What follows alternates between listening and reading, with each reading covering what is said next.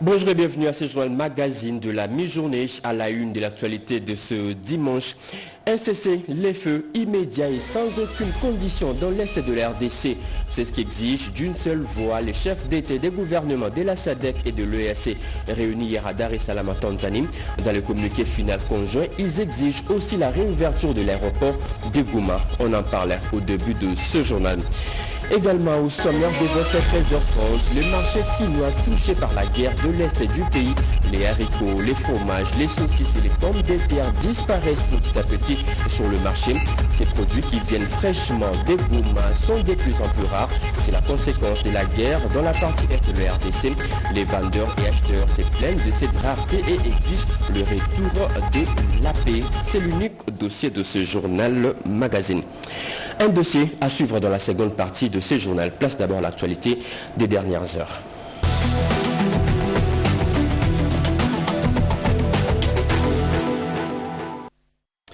Mesdames et messieurs, encore une fois, bonjour et bienvenue à vous sur une régionale à la radio-télévision nationale congolaise. Je le dis au sommaire, un cessez-le-feu immédiat et sans aucune condition dans l'est de la RDC. C'est ce qu'exige d'une seule voix les chefs d'État et des gouvernements de la SADC et de l'EAC réunis hier à Dar es Salaam en Tanzanie. Dans un communiqué final conjoint, ils exigent aussi la réouverture de l'aéroport de Goma et les retours et les rapatriements de militaires morts et blessés. Jusqu'à Koussema nous en parlait.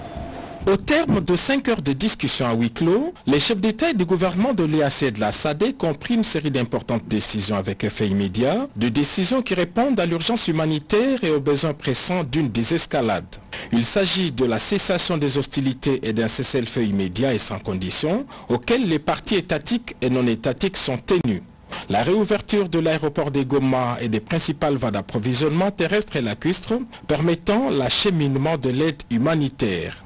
Le sommet a aussi pris la décision de rapatrier les militaires décédés et d'évacuer des blessés. Le sommet de Dar es Salaam a en outre décidé de l'élaboration d'un plan de sécurisation de la ville de Goma et des zones environnantes. À ce sujet, les chefs d'état-major des armées de l'EAC et de la SADC se sont donné rendez-vous dans 5 jours pour vérifier l'application et la mise en œuvre de décisions prises. Par ailleurs, le sommet EAC-SADC a décidé de renforcer la coordination de la complémentarité structurelle des processus de Nairobi et de Luanda. Le sommet conjoint de Dar es Salaam a pris la décision en consultation avec l'Union africaine d'ajouter des facilitateurs supplémentaires venant même d'autres régions d'Afrique pour aider à la fusion de 2 processus. Le sommet a décidé de la relance urgente des négociations et dialogue avec toutes les parties étatiques et non étatiques, y compris les M23, dans le seul cadre des processus de Luanda et de Nairobi. Plus précisément, le sommet a exigé la fusion des 2 processus en un seul. Le sommet de Dar es Salaam a appelé à la mise en œuvre du concept d'opération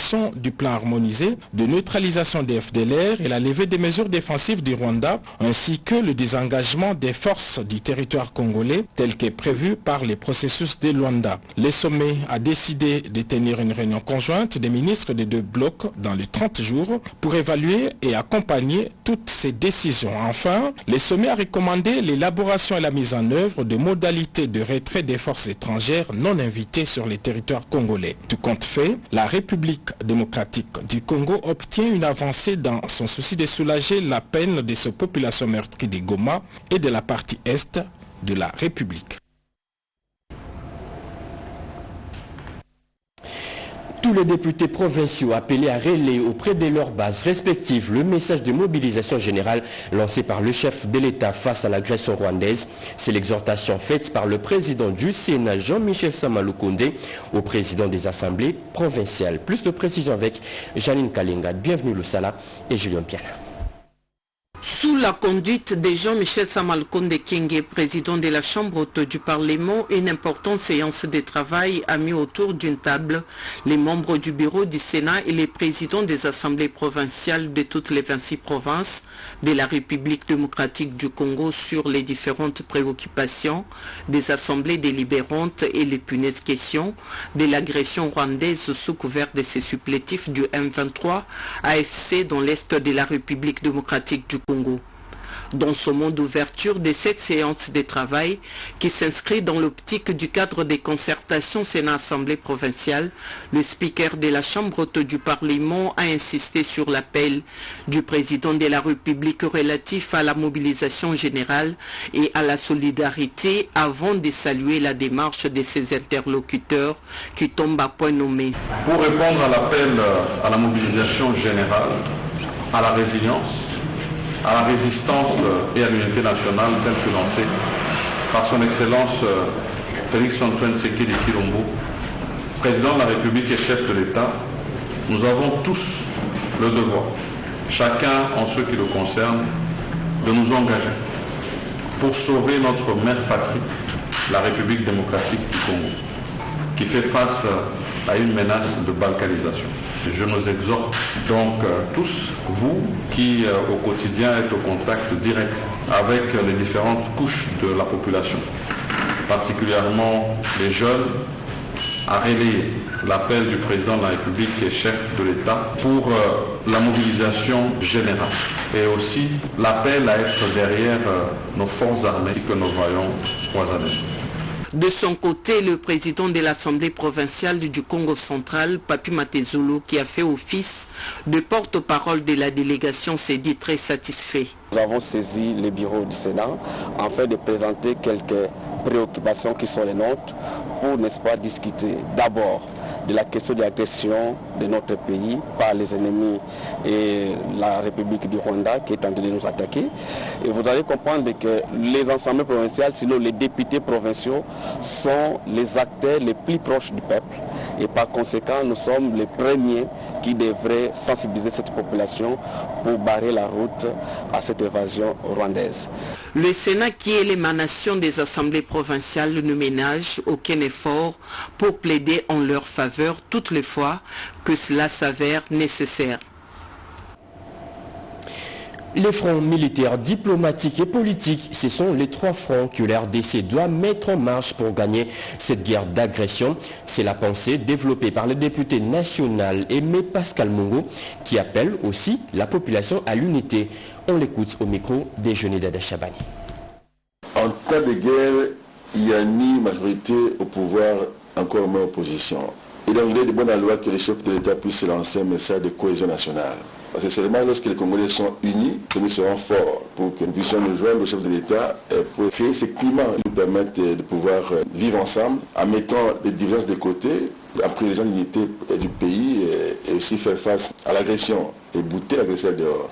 Nous sommes parlementaires, nous avons été saisis par les chefs de l'État, nous avons fait des propositions dont la première est réservée au chef de l'État. Nous pensons que ce problème peut être résolu sur les trois fronts. Le front militaire, ça c'est évident, parce que nous devons, l'armée doit défendre le pays contre toute agression. Il y a le front diplomatique, parce qu'il faut effectivement que les fronts diplomatiques soient en marche, parler avec les chefs d'État de la région, de la sous-région, aussi voir à l'international comment on peut convaincre au niveau international de pouvoir s'approprier le problème du Congo et de pouvoir proposer des sanctions contraignantes contre l'agresseur, et aussi voir comment essayer de résoudre cette problématique des minéraux qui sont convoités à travers le monde. Et aussi l'aspect politique. Et c'est là où se trouvent effectivement ces points relatifs à la cohésion nationale. Et donc les trois fronts doivent marcher ensemble pour essayer de mettre un thème à la souffrance de nos frères et sœurs de l'Est. Et c'est ici l'occasion de lancer un message à toutes les Congolaises et à tous les Congolais, d'apporter un soutien majeur au commandant suprême de nos forces armées et de la police nationale. J'ai cité son Excellence Monsieur Félix Antoine Tshisekedi Tshilombo, et aussi un soutien total à nos forces armées, ainsi que à nos réservistes qu'on appelle communément Wazalendo, parce qu'ils sont en train d'abattre un travail de titan. La population des Mahagi dit non à la présence de la rébellion appuyée par le Rwanda en Ituri. Elle s'est exprimée hier samedi au cours d'une conférence de conscientisation et de veille patriotique, comme nous dit Junior Selemani dans ce reportage. L'agression rwandaise au nord Kivu et au sud Kivu à travers la rébellion du M23 ne laisse pas indifférente la population du territoire de Mahagi. toutes tendances confondues, réunis autour de l'organisation locale. Les ambassadeurs de bonne volonté ont pris l'engagement de barrer la route aux ennemis de la République qui chercheraient à déstabiliser la province de l'Ituri qui retrouve peu à peu sa quiétude grâce à la paix imposée par l'administration militaire. Nous avons le seul pays, notre pays c'est la République démocratique du Congo, c'est notre dénominateur commun. À part ça, on n'a pas un autre Congo. Alors, nous ne devons pas seulement laisser la responsabilité aux autorités CNA. La vigilance est prioritaire. On ne doit pas quand même dormir. Au moment où presque dans toutes les principes provinces de la RD, tout le monde se mobilise. Donc nous-mêmes aussi, nous sommes obligés de se mobiliser. Sylvain Aguenerotte, initiateur de cette conférence des vœux patriotiques, parle de sa démarche. Nous avons réuni toutes les couches socio-professionnelles du territoire de Mali. Il faut agir. Il faut réveiller la population. Tout le monde sait que le Congo est à guerre, mais les gens semblent dormir. Voilà pourquoi, par rapport à l'appel du chef de l'État, nous avons estimé que c'est important que nous puissions informer d'abord la population des problèmes sécuritaires qu'apporte le pays, ces complots qui est nourri par les M23 et d'autres groupes armés. Signalons que le territoire de Mahagi partage la frontière avec l'Ouganda, d'où la vigilance est de mise à cette période où la RDC fait face à la crise sécuritaire dans sa partie orientale. Les hauts représentants du chef de l'État reçus hier la représentation des étudiants du Congo. Un seul mot d'ordre a été donné, la dénonciation de tout acte anti-patriotique. Plus de précision avec Marie-Louise Mela. Chaque action de l'ennemi galvanise un peu plus les Congolais autour d'un idéal commun, celui de la défense de la patrie. Derrière les garants des institutions de la République, Félix Antoine Tshisekedi, les étudiants des établissements de l'enseignement supérieur et universitaire ont été conquis par les discours empreints de patriotisme du haut représentant du chef de l'État, Tony Kankushiku. Ce dernier a appelé l'élite jeune à la vigilance en ces temps de crise, à ne jamais prêter les flancs à la manipulation mode opératoire de l'agression rwandais qui du reste a atteint ses limites. Pour Tony Kankushiku, il est impérieux de renforcer l'éducation à la citoyenneté pour inculquer les valeurs patriotiques dans les mentales des plus jeunes et étudiants congolais. Cette guerre, c'est encore une guerre de trop qui veut nous ramener encore des années en arrière avec des histoires inutiles, des dialogues, des trucs impossibles. Nous savons très bien ce que les gens recherchent et ce n'est pas le bien de notre pays.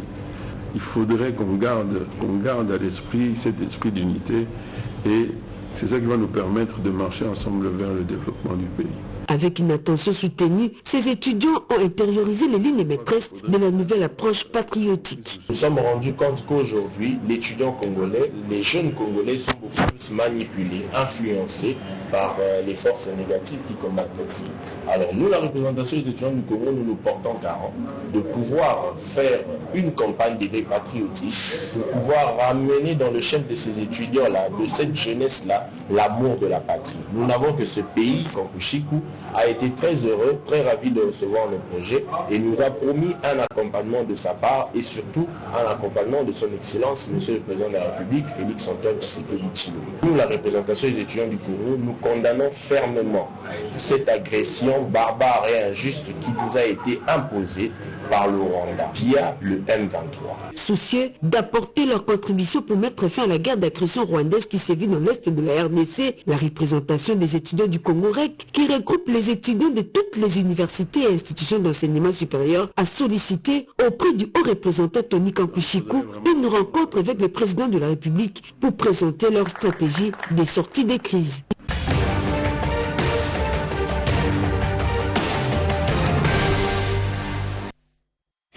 Eh bien, nous entamons déjà la seconde partie de cette édition, essentiellement magazine. Nous l'ouvrons avec l'hebdo du président de la République, Pierre Kibambe Somo, et revient sur la participation de Félix Antoine Tshisekedi par visioconférence au sommet de la SADC et de l'EAC. Le chef de l'État a aussi au cours de cette même semaine discuté avec le député national de l'Ituri sur la situation sécuritaire dans leur province. Et en début de la semaine, le président de la République a échangé avec le représentant de la SENCO et de l'ECC.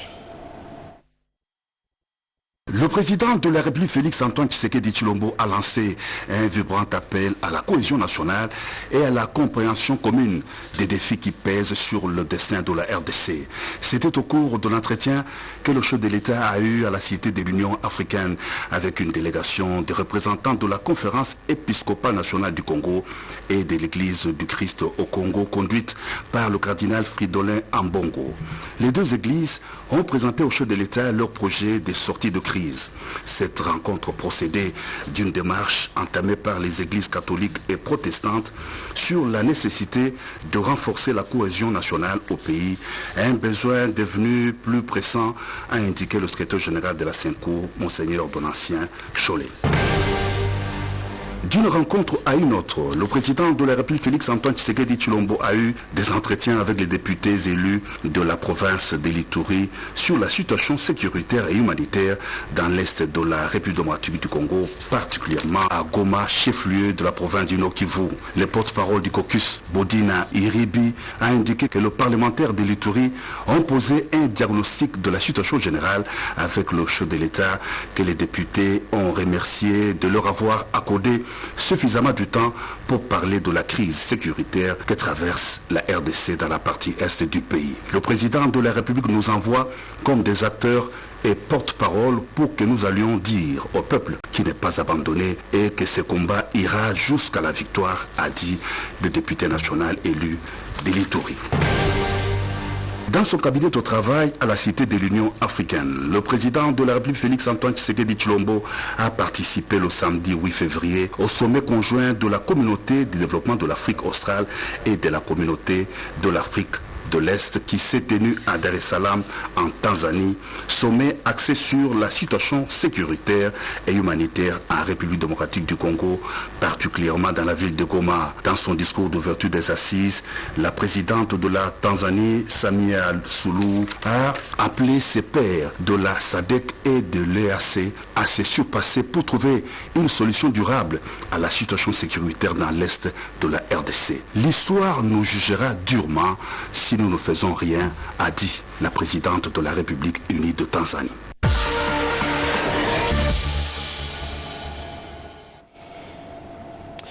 La session extraordinaire parlementaire des députés et sénateurs a attiré l'attention de notre rédaction cette semaine.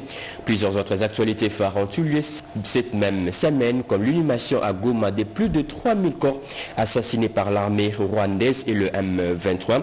Dans moins de 5 minutes, notre consoeur Mami Kadima nous fait un récap de toutes ces actualités phares de la semaine. Guerre dans l'est du pays. En semaine, députés et sénateurs étaient en session extraordinaire. Objectif, répondre aux avis impératifs et statuer sur la situation d'urgence nationale dans l'est du pays.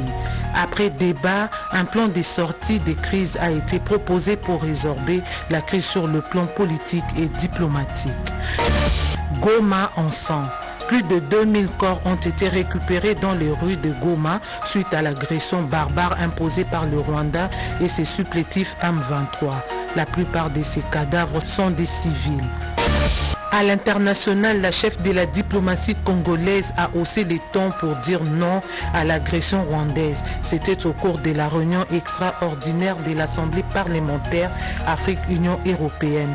Thérèse Kayikwamba a signifié à l'Union européenne qu'elle devrait arrêter de financer l'agression contre la RDC en refusant d'acheter les minerais pillés dans l'est de la République démocratique du Congo au prix du sang.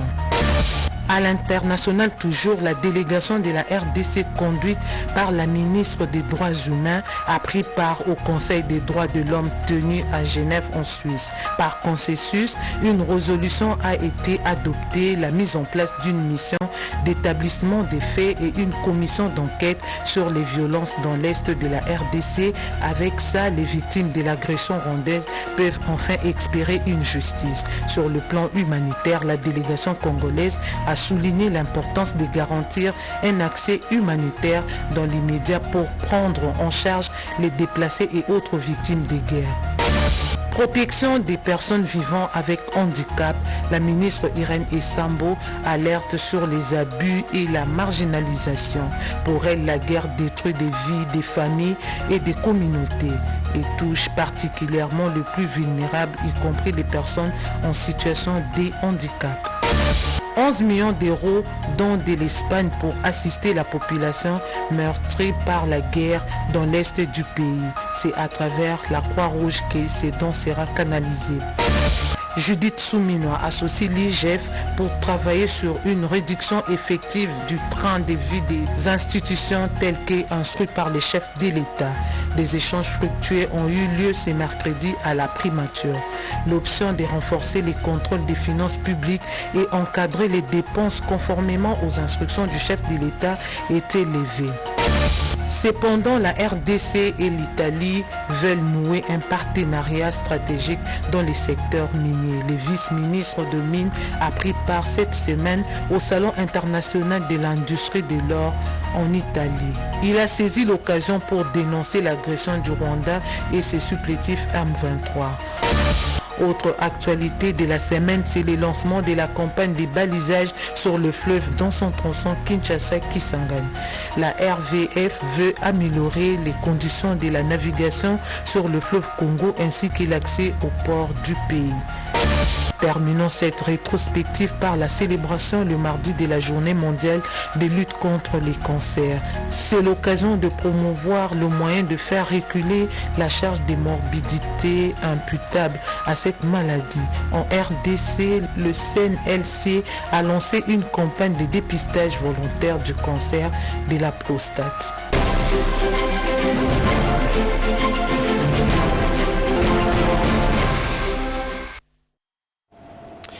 Les marchés quinois aussi touchés par la guerre de l'Est du pays. Le haricot, les fromages, les saucisses et les pommes de terre disparaissent petit à petit sur le marché. Ces produits qui viennent fraîchement des Goma sont de plus en plus rares. C'est la conséquence de la guerre dans la partie Est de la RDC. Vendeurs et acheteurs se plaignent déjà de cette rareté et exigent le retour de la paix. C'est l'unique dossier de ce journal signé Bobetenga et Pati Tondouako. Aujourd'hui, avec l'agression rwandaise dans l'est du pays, le tissu économique subit une forte pression. De l'avis de Socrate Ibouti, économiste, les conséquences sont désastreuses et multiples. Sur le plan de la production minière, dans des zones de combat, des gisements miniers, vous savez qu'une grande partie, la partie importante de la production minière vient de la production artisanale. Aujourd'hui, quand ces gens-là sont privés d'aller dans leur gisement pour aller produire des minéraux, non seulement il faut constater que le gouvernement va perdre des revenus fiscaux, mais également il y a beaucoup de la population des familles qui dépendent des revenus de la production minière. Donc des conséquences sont à tous les niveaux.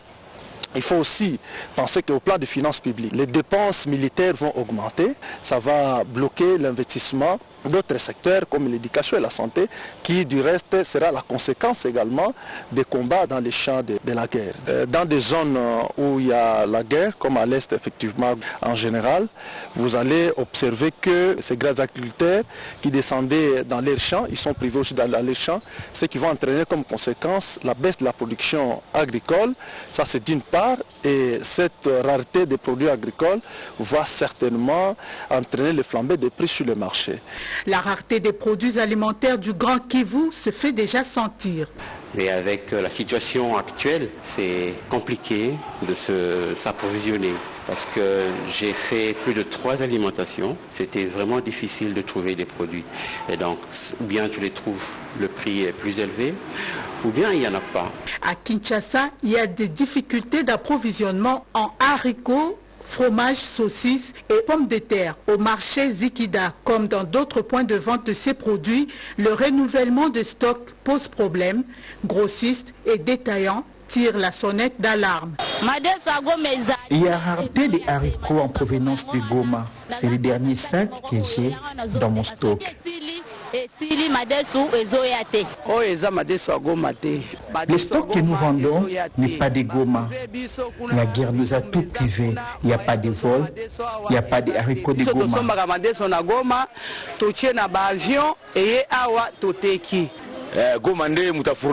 Le plus gros de stock que nous vendons est fourni par Goma. Ça ne va pas.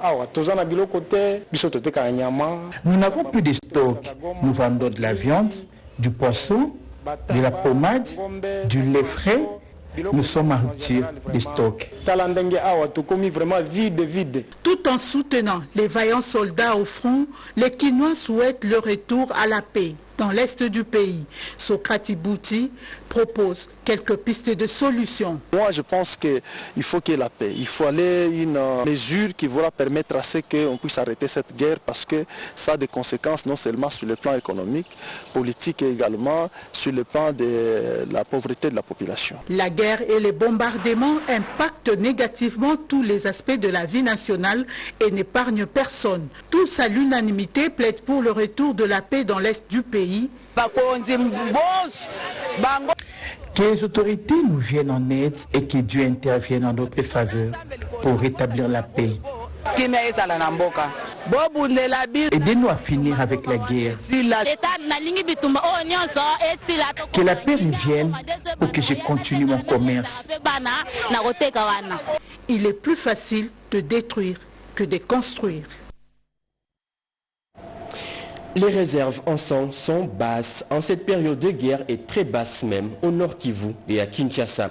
Des donneurs se mobilisent de plus en plus chaque jour à l'esplanade du Palais du Peuple pour donner du sang à travers la campagne des dons bénévoles lancée par le ministère de la Santé pour aider les blessés de guerre. Déjà près de 2000 poches de sang sont récoltées par les organisateurs sur les 5000 poches prévues. C'est un grand reportage signé Marie-Louise Mbela.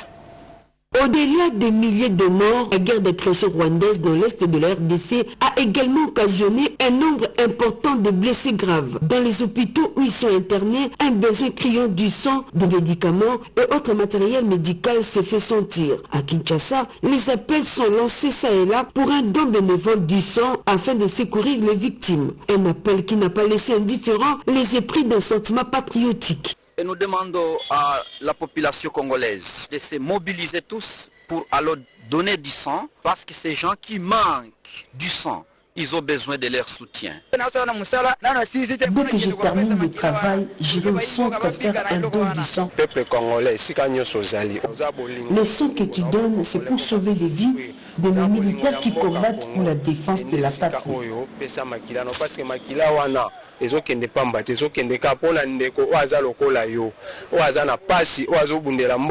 Le Centre national de transfusion sanguine travaille d'arrache-pied pour coordonner cette activité. Le premier jour comme le deuxième jour, le troisième jour, il y a eu vraiment un engouement de la population. Les gens sont venus de tous bords, il y a eu même des ministres, il y a eu même des députés et toute la population dans toutes les couches a répondu favorablement à l'appel du ministre de la Santé. Mais la campagne que le ministre de la Santé a lancée, elle a donné l'objectif d'atteindre 500 000 poches. Nous avoisinons les 2000 poches parce que réellement la campagne continue et nous sommes sûrs que nous allons atteindre l'objectif fixé qui est de 5 000 poches. Néanmoins, quelques difficultés ont été relevées pour mener à bien cette opération. Nous avons moins de véhicules de collecte.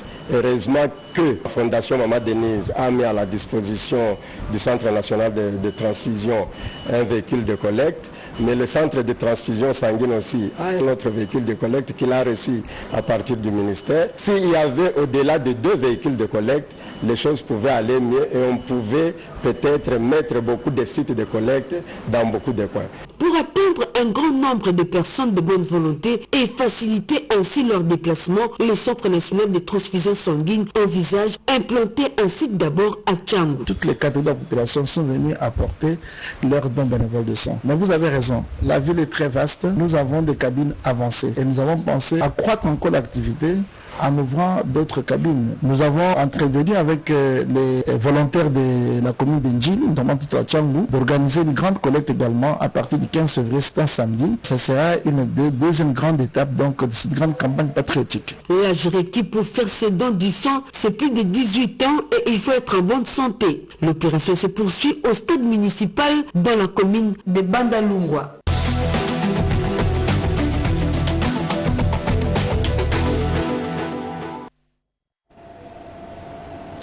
Allez, on tourne la page partie magazine. Retour à l'actualité. Les femmes mandataires de l'RDC sont aussi allées à la rescousse des blessés de guerre. Réunies au sein d'un réseau, elles sont passées hier au Palais du Peuple pour faire un don des sangs. Dans la délégation, la directrice générale de l'RTNC, Sylvie Elengue. Plus de précisions avec Yolande Foucault.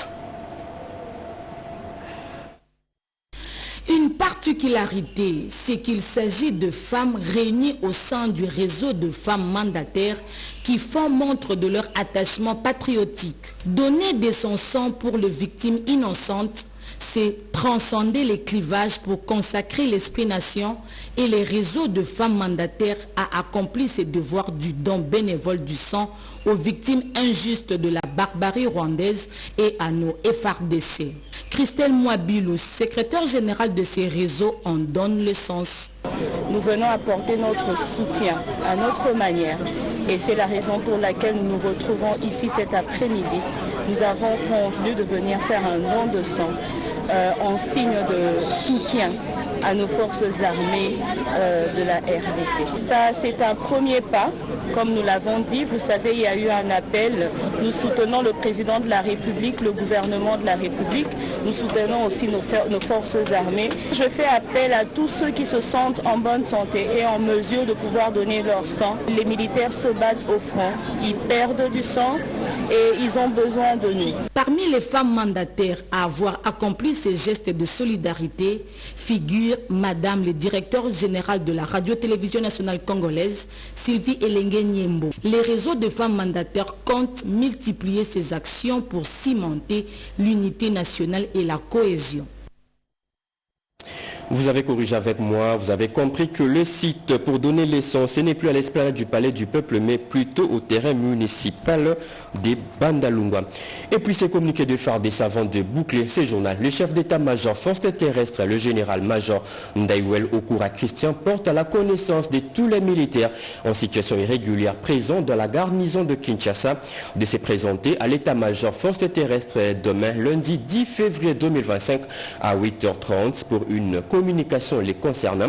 La présence de chacun est obligatoire. Fête à Kinshasa le 8 février 2025.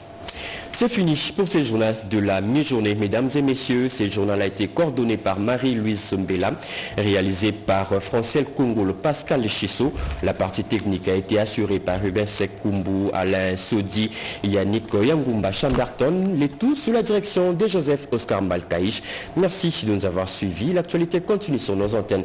Retrouvez à 19h.